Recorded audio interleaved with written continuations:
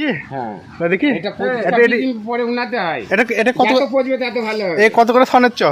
এটা 700 টাকা করে 700 টাকা কেজি। 700 টাকা কেজি, এত বেশি নিচ্ছে কেমন? ওই তো বাবা বললাম সব রকমের চা 500 টাকা দামের ঘি আছে। আর কয় দেখি 500 টাকা কোনটা বার করো বন্ধুরা। ঘি দেখুন, কাকার ঘি একদম স্পেশালিস্ট ঘি, খেলেই খেতে মনে হবে সেই সেন্ট। আর এইটা ছিল 500 টাকা। এই ঘিটা একটু আলু ভাতে দিয়ে খাবার, আলু সেদ্ধ দিয়ে।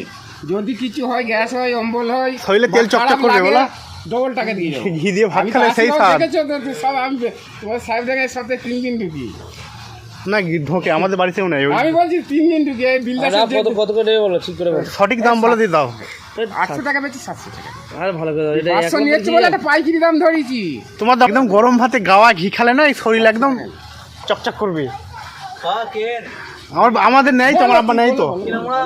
তোমার বলতে 10 নেই। এটা কিন্তু 1 নম্বর ঘি না, আমি বলে দিলাম। 1 নম্বর ঘি না হলে পয়সা লাগবে না, ডবল টাকা দেবো। তাহলে ডবল টাকা দেবে, এত বড় গ্যারান্টি দিয়ে কথা বলো। আমি তো সাহেব জায়গায় তুমি তো প্রায় আসি, দেখতে পাবো, একদিন দেখা হবে। বলছি 1 নম্বর ঘি দেখাবো না বাবা, আমি তুমি আনতে পারো শেষ নেই না, তোমার বাড়িতে বানিয়ে দিই।